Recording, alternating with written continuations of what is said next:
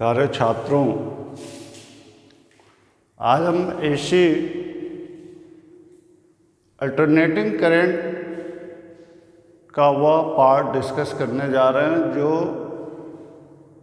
Electronic communication में बहुत important role रखता है। यहाँ पे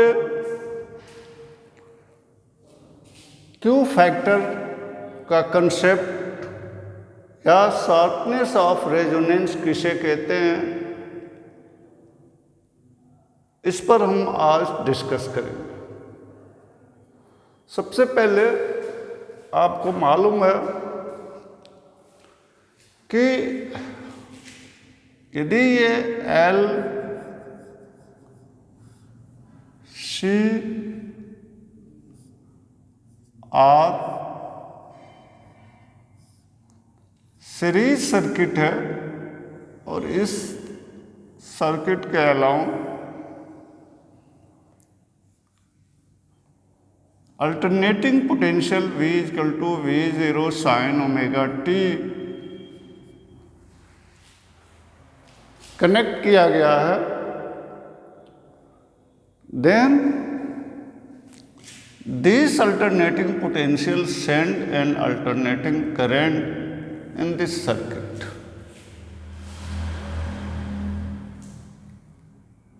But for a special condition, एक कंडीशन में जब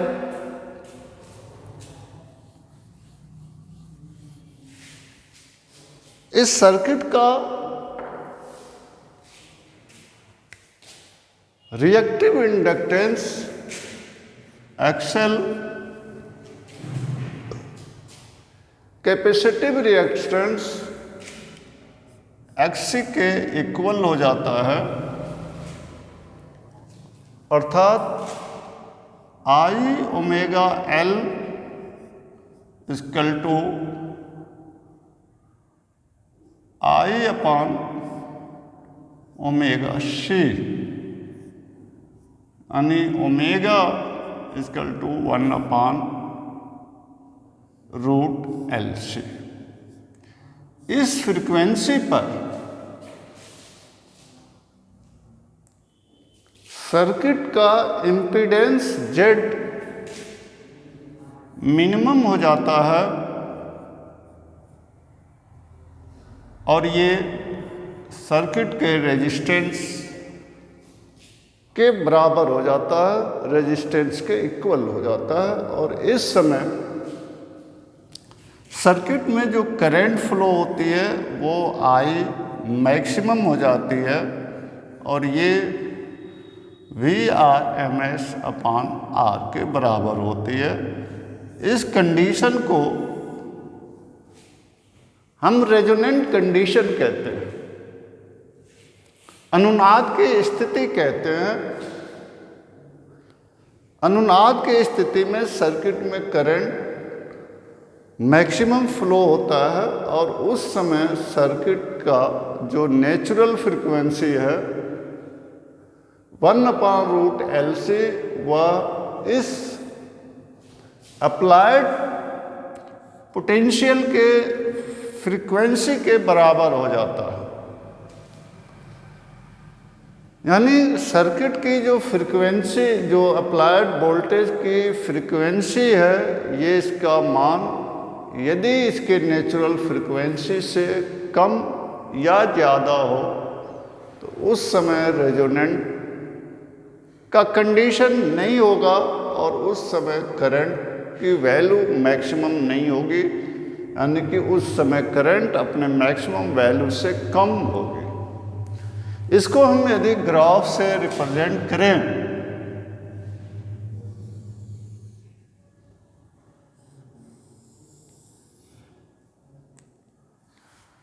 तो यदि यहाँ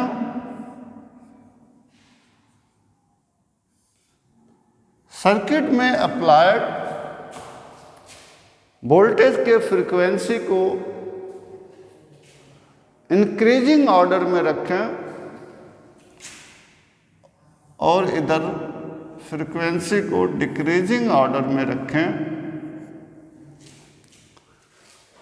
तो यहाँ just at the resonance frequency omega equal to omega R पर आपने देखा कि करंट मैक्सिमम होता है, यानी omega equal to omega R resonant frequency पर यहाँ करंट की वैल्यू मैक्सिमम होगी।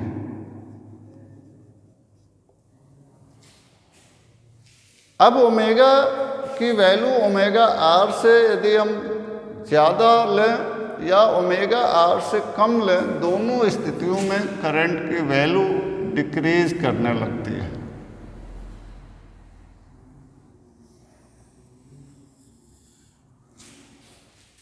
दोनों स्थितियों में करंट की वैल्यू डिक्रीज करने लगती है। अब यदि हम ओमेगा आर के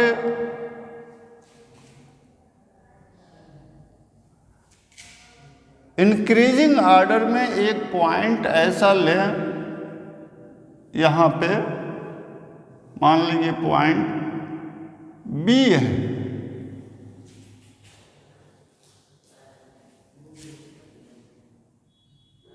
ये बी पॉइंट पर मान लेते हैं कि ये करंट का मान यहाँ पर आई अपने मैक्सिमम मान का आई मैक्स का √1/√2 टाइम्स, और उस समय अप्लाइड वोल्टेज की फ्रीक्वेंसी ओमेगा 1 है। ठीक उसी तरह दूसरे साइड में पॉइंट ए लेते हैं, जहां आई की वैल्यू अपने मैक्सिमम मान का 1/√2 टाइम्स है, और इस समय सर्किट में अप्लाइड वोल्टेज की फ्रीक्वेंसी ओमेगा 2 है। इस तरह दो फ्रीक्वेंसीज ओमेगा 1 ओमेगा 2 हमें मिल सकती हैं। इन दोनों फ्रीक्वेंसीज पर करंट का जो वैल्यूज है वो अपने मैक्सिमम मान का 1/√2 टाइम्स है। इसको हम दूसरे शब्दों में ये कह सकते हैं, इन दोनों फ्रीक्वेंसियों पे सर्किट में पावर अपने मैक्सिमम पावर का आधा है, क्योंकि P = I²R, तो इसको स्क्वायर करेंगे तो 1/I max²/2 हो जाएगा। That is power, initial power का आधा है। इन दो पॉइंट्स ए और बी को हम हाफ पावर पॉइंट भी कहते हैं। हाफ पावर पॉइंट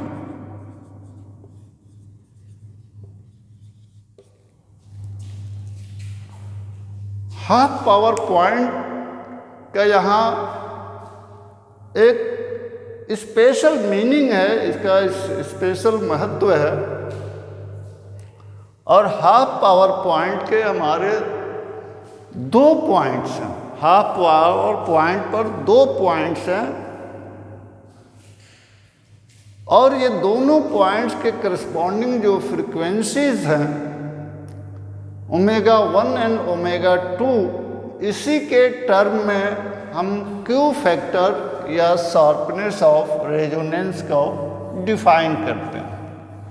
तो यहाँ Q factor of an LCR circuit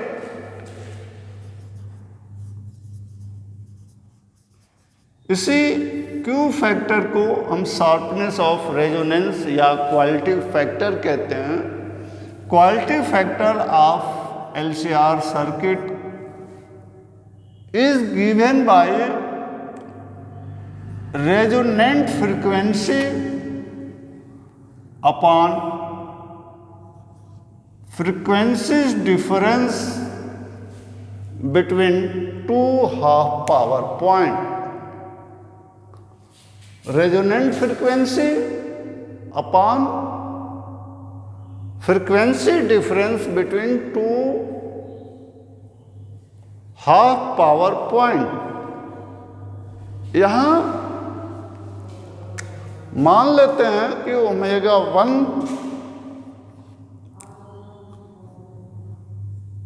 equal to omega R plus delta omega और omega 2 equal to omega R minus delta omega. उस स्थिति में omega 1 minus omega 2 that will 2 delta omega. तो यहां हम रख सकते हैं Q equal to omega R upon 2 delta omega.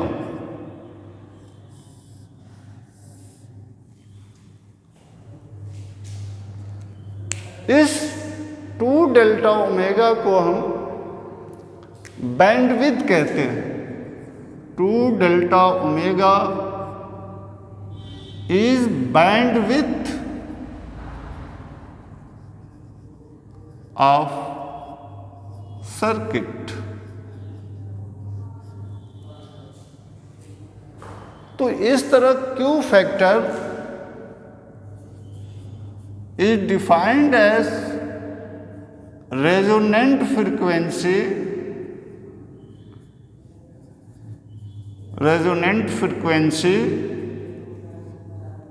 upon bandwidth.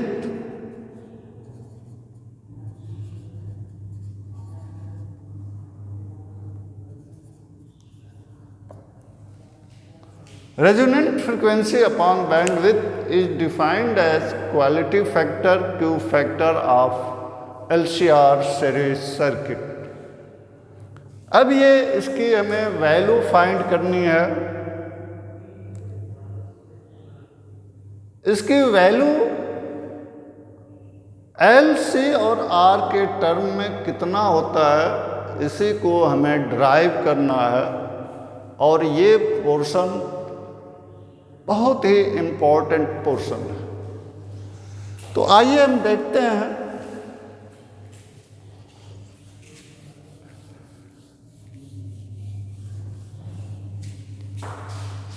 Circuit का इम्पीडेंस Z होता है under root R square plus omega L minus omega 1 upon omega C whole square.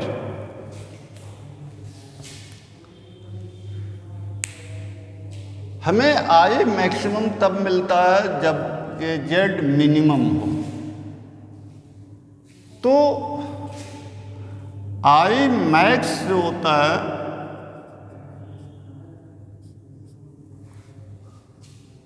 उस केस में V अपॉन Z मिनिमम।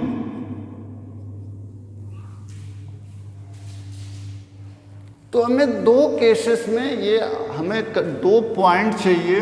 एक चाहिए I equal to I max upon root 2 और I max की value होती है कितना? I मैक्स की वैल्यू होती है V अपॉन R।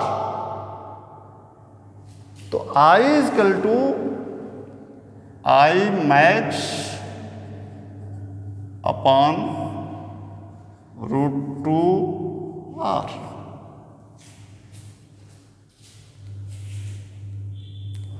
यानी कि Z 1 अपॉन रूट 2 R हो तो हमें ये वैल्यू मिलेगी।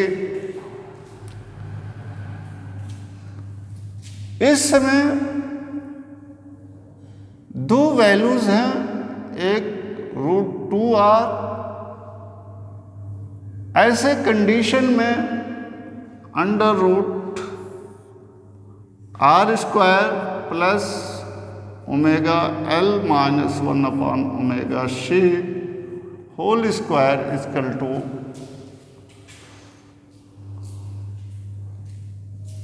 यहां z की वैल्यू √2r रख सकते हैं।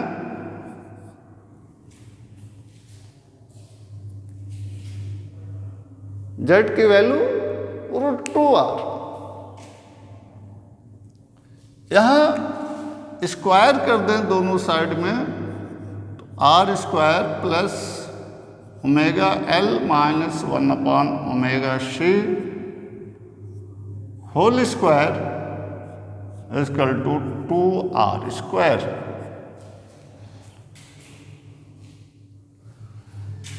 यहां ω_L-1/ωc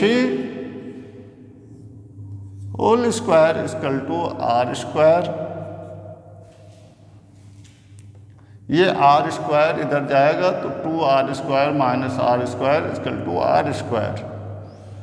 यहाँ ω_L-1/ωc इक्वल टू ± r।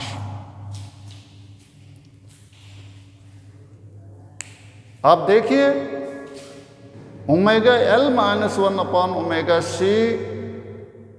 की वैल्यू ±r का मतलब यहाँ हुआ कि ओमेगा के दो मान के लिए r की वैल्यू हमें मिलेगी। तो ओमेगा का पहला मान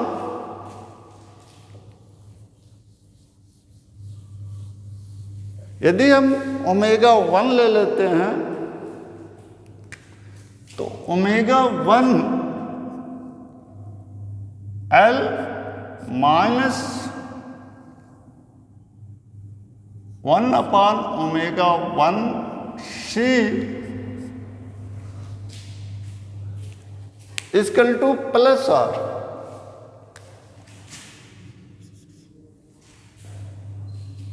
और ω2L minus 1/ω2c equal to -r। इसको इक्वेशन 1 ले लें,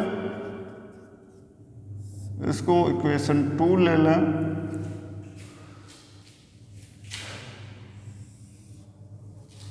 इक्वेशन 1 और 2 को ऐड कर दें, then we find ω1 plus ω2L minus 1/ω1 minus 1/ω2 1/c equal to 0। यहां से ω1 प्लस ω2L, यहां आप ω1 ω2 एलसीएम ले लीजिए तो ω2 माइनस ω1 1/c इक्वल टू 0। यहां से ω1 ये प्लस हो जाएगा, यहां जब हम कॉमन लेंगे तो ये प्लस हो जाएगा। तो ये ω1 प्लस ω2 कॉमन ले लें, यहां बचेगा L माइनस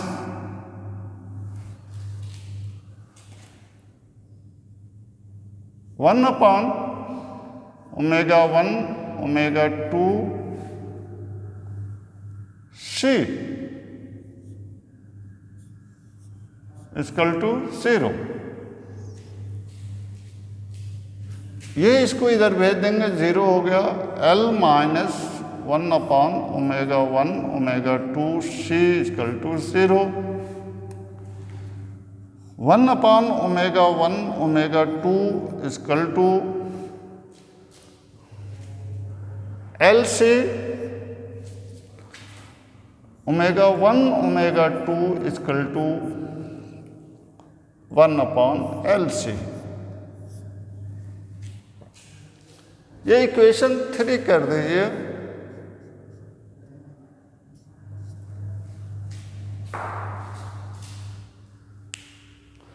यहां हमको ओमेगा 1 ओमेगा 2 की वैल्यू 1/LC हो गई। अब हम इक्वेशन 1 से इक्वेशन 2 को सब्ट्रैक्ट करें।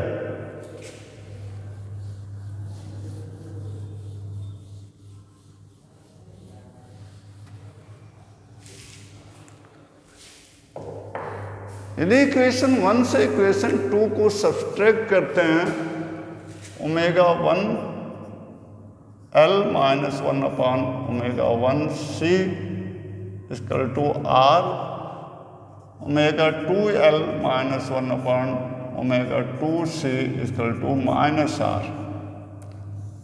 यदि हम इसको सब्ट्रैक्ट करते हैं, माइनस करते हैं, तो ये वैल्यू हमें माइनस हो जाएगी, ये वैल्यू प्लस हो जाएगी, ये प्लस हो जाएगी।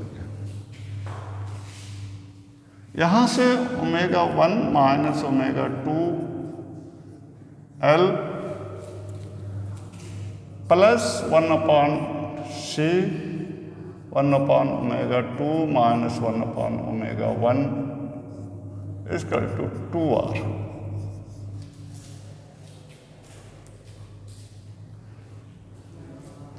Omega 1 minus omega 2 L plus 1/C in bracket omega 1 minus omega 2 upon omega 1 omega 2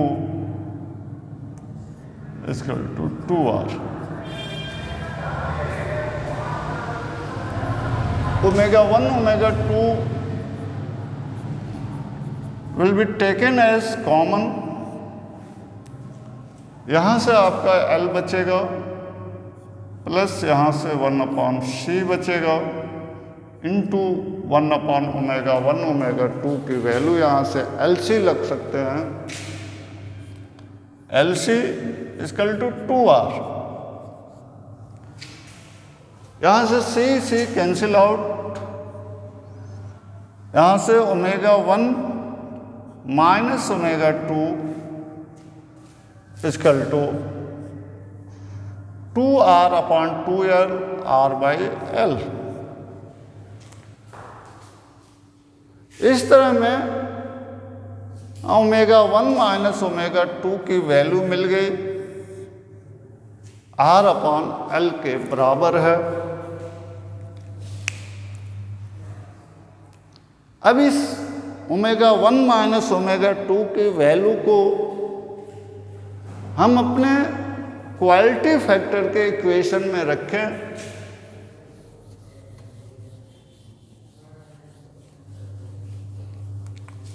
quality factor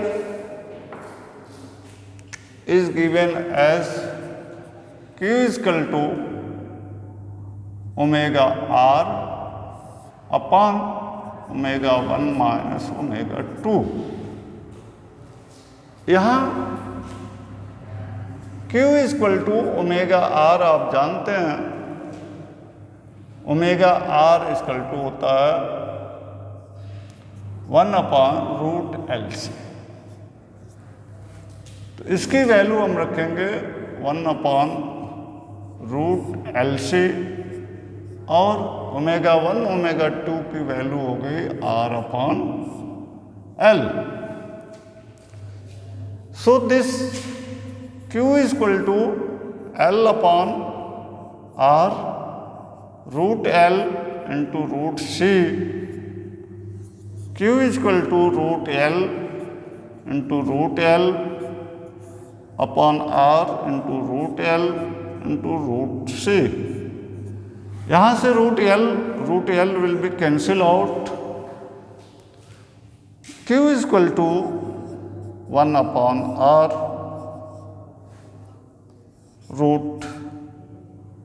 √L/C।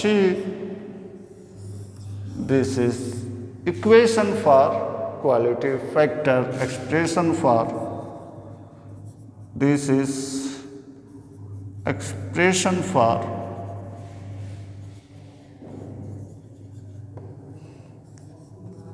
quality factor or sharpness of resonance.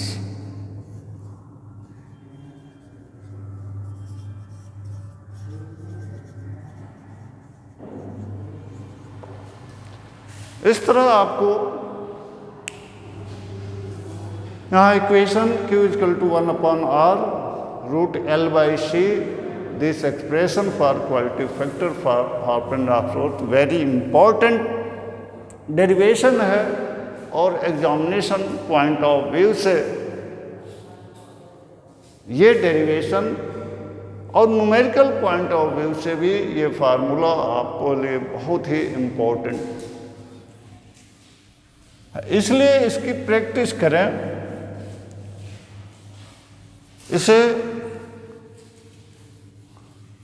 2 bar 3 bar drive करने की कोशिश करें, तब जाके ये क्लियर होगा। Now the next topic will be discuss tomorrow, the transformer working principle and construction. Thank you.